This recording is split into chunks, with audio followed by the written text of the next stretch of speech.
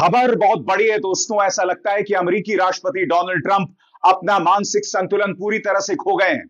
याद कीजिए दोस्तों, यूक्रेन के राष्ट्रपति जेलेंस्की उनके सामने होते हैं, जेलेंस्की का अपमान करते हैं, मगर जेलेंस्की उस अपमान को बर्दाश्त नहीं करते हैं। अब नतीजा यह हुआ है दोस्तों कि अमेरिका ने यूक्रेन को सारी सैनिक मदद रोक दी है। A stop to all military supplies, और यह अपने आप में बहुत ही खतरनाक कदम है। जैसे कि आप जानते हैं दोस्तों, यूक्रेन और रूस में युद्ध हो रहा है। रूस की हमलावर कार्रवाई में कोई भी, जिसे कहते हैं, रुकावट नहीं आ रही है। वो लगातार हमला कर रहा है, लगातार यूक्रेन के सीमा में घुसकर प्रहार कर रहा है। और अब अमेरिका ने यूक्रेन को सारी मदद रोक दी है, सारी सैनिक मदद रोक दी है। यानी कि कहीं ना कहीं ट्रंप ने यूक्रेन की बर्बादी की दास्तान लिख दी है, सिर्फ इसलिए क्योंकि जेलेंस्की उनके सामने नहीं झुके। और बात यहां नहीं रुकती दोस्तों, इस खबर को देखिए। मेक्सिको, कनाडा और चीन तीनों पर भारी टैरिफ, भारी कर लगाने जा रहे हैं डोनाल्ड ट्रंप। इसकी शुरुआत हो चुकी है। सवाल यही किया जा रहा है कि इस वक्त मेक्सिको, कनाडा और चीन पर टैरिफ लगाया जा रहा है, क्या अगला नंबर भारत का है, या भारत को ट्रंप के सामने झुकना पड़ेगा तभी भारत के खिलाफ जो है टैरिफ नहीं लगेगा। दोस्तों, इसके अलावा समानांतर तौर पर ट्रंप का अमेरिका के अंदर खुलकर विरोध हो रहा है, खुलकर मजाक भी बनाया जा रहा है। सबसे पहले आपको बताना चाहूंगा दोस्तों, अभी पिछले 24 घंटों में अमेरिका में ऑस्कर अवार्ड्स हुआ है। फिल्मों को लेकर ऑस्कर अवार्ड्स हुआ है, और यहां पर हॉलीवुड के बड़े बड़े अभिनेताओं ने खुलकर ट्रंप का विरोध किया है। मैं आपके सामने दुनिया के सबसे बड़े अभिनेता रॉबर्ट डिनेरो का एक क्लिप दिखाना चाहता हूं। वो मंच पर आते हैं और ट्रंप को कहते हैं एफ ट्रंप। अब एफ से क्या मतलब है ये आप जानते हैं, ये मैं नहीं दोहराऊंगा। अब शब्द है, मगर एक मंच पर खड़े होकर रॉबर्ट डिनेरो ट्रंप को कहते हैं एफ ट्रंप। सुनिए क्या कह रहे हैं Robert De Niro. I'm going to say one thing. Trump.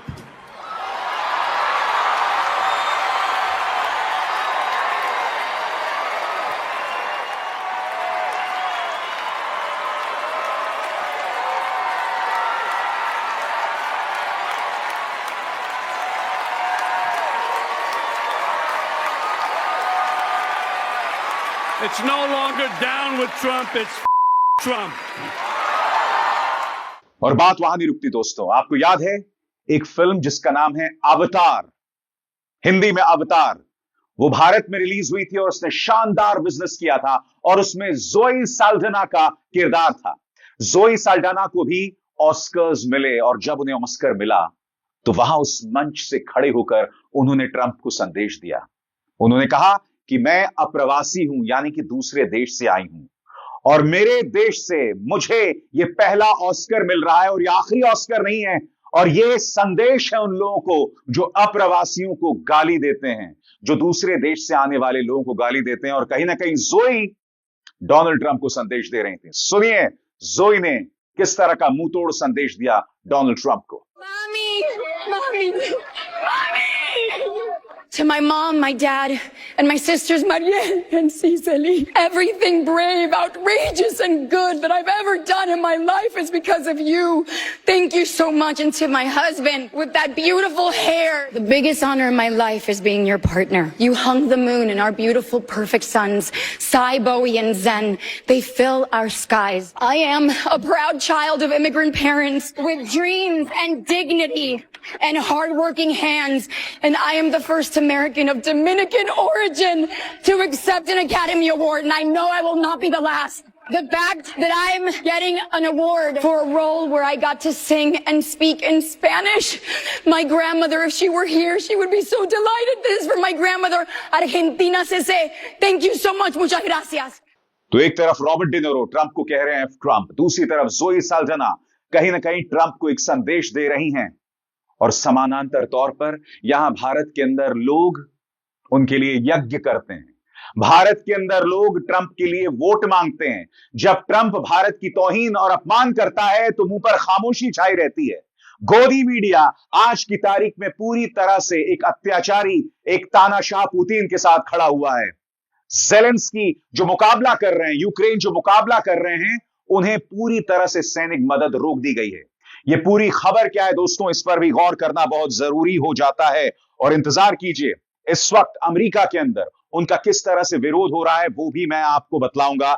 सबसे पहले दोस्तों इस खबर पर गौर कीजिए जो अपने आप में बहुत खतरनाक है। ट्रंप ने व्हाइट हाउस में टॉप नेशनल सिक्योरिटी अधिकारियों के साथ कई मीटिंग्स करने के बाद यूक्रेन को दी जा रही सैनिक मदद रोक दी है, जिससे यूक्रेन की युद्ध क्षमता पर गंभीर असर पड़ सकता है, ऐसा अधिकारियों और विश्लेषकों का कहना है। यह रोक तब तक जारी रहेगी जब तक ट्रंप यह तय नहीं कर लेते कि ज़ेलेंस्की शांति वार्ता के लिए तैयार हैं, यानी यूक्रेन को बातचीत की टेबल पर लाने के लिए उन पर दबाव डाला जा रहा है ताकि वे और ज्यादा नुकसान से बच सकें। व्हाइट हाउस के एक अधिकारी ने कहा, राष्ट्रपति साफ तौर पर शांति पर फोकस कर रहे हैं। हमें अपने सहयोगियों से भी यही उम्मीद है। हम अपनी मदद पर रोक लगाकर यह सुनिश्चित कर रहे हैं कि यह सही समाधान में योगदान दे रही है। वॉशिंगटन और कीव के बीच एक हफ्ते से ज्यादा की खुली तनातनी के बाद सोमवार को घोषित यह फैसला दिखाता है कि ट्रंप के सत्ता में आने के बाद दोनों देशों के रिश्ते कितने बिगड़ चुके हैं। मैं आपसे एक सवाल पूछना चाहता हूं, यह युद्ध किसने शुरू किया? रूस ने। हमलावर कौन था? Vladimir Putin. अब भी हमले कौन कर रहा है? Vladimir Putin. बड़ा प्रश्न दोस्तों, ऐसे में आखिर यूक्रेन के हाथ क्यों काटे जा रहे हैं? इससे पता चलता है कि जो ट्रंप के सामने नहीं झुकेगा उसका यह हश्र किया जाएगा। और ऐसा क्यों हो रहा है? याद कीजिएगा, ट्रंप ने किस तरह से ज़ेलेंस्की का अपमान किया था और ज़ेलेंस्की ने उस अपमान को बर्दाश्त नहीं किया था। अगर आप भूल गए हैं तो उस तमाशे को दोबारा देखिए। Don't tell us what we're going to feel. We're trying to solve a problem. Don't tell us what we're going to feel. I'm not telling you. Because I'm you're in no position to dictate that. Remember this. You're in no position to dictate what we're going to feel. We're going to feel very good. You will feel influence. We're going to feel very good and very strong. You will feel influence. You're right now not in a very good position. You've allowed yourself to be in a very bad position, and he happens to be right about it. From the very beginning of the war. You're not in a good position. You don't have the cards right now. With us, you start having cards. Right now, you don't. You're playing cards. You're playing cards. You're gambling with the lives of millions of. और जैसे मैंने बताया दोस्तों, समानांतर तौर पर Mexico, Canada और चीन पर टैरिफ्स लगने शुरू हो गए हैं। सवाल यही किया जा रहा है दोस्तों कि क्या अगला नंबर भारत का है, क्योंकि ट्रंप भारत को टैरिफ किंग बता चुके हैं। वो ये भी कह चुके हैं कि हम ब्रिक्स सम्मेलन के अंदर देशों पर 100% टैरिफ लगाएंगे। भारत इसका हिस्सा है। भारत के पास क्या समाधान है दोस्तों कि क्या वो अपने आत्मसम्मान के साथ समझौता करे? क्या ट्रंप जिस तरह से दादागिरी कर रहे हैं उसे बर्दाश्त करे? आज ये सवाल किया जाएगा दोस्तों कि इस वक्त दुनिया की सत्ता, ये कहा जाए दुनिया का सबसे ताकतवर व्यक्ति एक ऐसा व्यक्ति है जिसका मानसिक संतुलन कहीं ना कहीं हिला हुआ है। यह व्यक्ति मानो वे गाना नहीं हुआ करता था कि मैं चाहे ये करूं, मैं चाहे वो करूं, मेरी मर्जी। अंग्रेजी में एक उक्ति है, एक मुहावरा है, माय वे और द हाईवे। ट्रंप का यही फलसफा है कि या तो मेरे साथ रहो या किनारे हो जाओ। ये दबंगई, ये दादागिरी ट्रंप खुलकर कर रहे हैं और ये व्यक्ति न जाने किस दुनिया में रह रहा है दोस्तों। मैं आपको 7-8 सेकंड का एक वीडियो दिखाना चाहता हूं। इस वक्त अमेरिका के सामने इतने संकट है, मगर ये व्यक्ति इलॉन मस्क के साथ घूम रहा है और नाच रहा है। देखिए 7 सेकंड का ये वीडियो।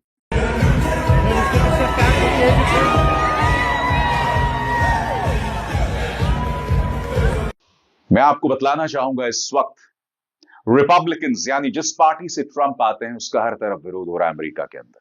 उनके सेनेटर्स जो टाउन हॉल मीटिंग कर रहे हैं उनका लगातार विरोध किया जा रहा है। जेडी वैंस उपराष्ट्रपति, जिन्होंने ज़ेलेंस्की के साथ बदतमीजी की थी, वो स्कीइंग करने गए थे, बर्फ के ऊपर स्कीइंग करने गए थे, तो उनको ताना यह दिया गया कि जाओ रूस में जाकर स्कीइंग करो। याद है किस तरह से उनका विरोध किया गया था? फिर से देखिए। Vice President J.D. Vance and his family following yesterday's fiasco there in the Oval Office with Ukrainian President Zelensky. There's some new video now we have showing the Vice President being greeted by protesters holding anti-Vance, pro-Ukraine signs as he makes his way there to Vermont for a ski resort vacation.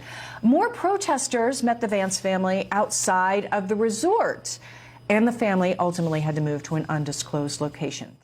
इत्तेफाकन दोस्तों, Trump की असलियत क्या है उनके उपराष्ट्रपति भी जानते हैं और उनके विदेश मंत्री मार्को रूबियो।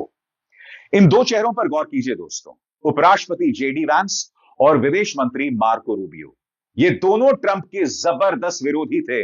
जेडी वैंस ने तो यह तक कह दिया था कि मैं किसी को वोट नहीं दूंगा, मगर ट्रंप को तो वोट देने का सवाल ही नहीं पैदा होता है।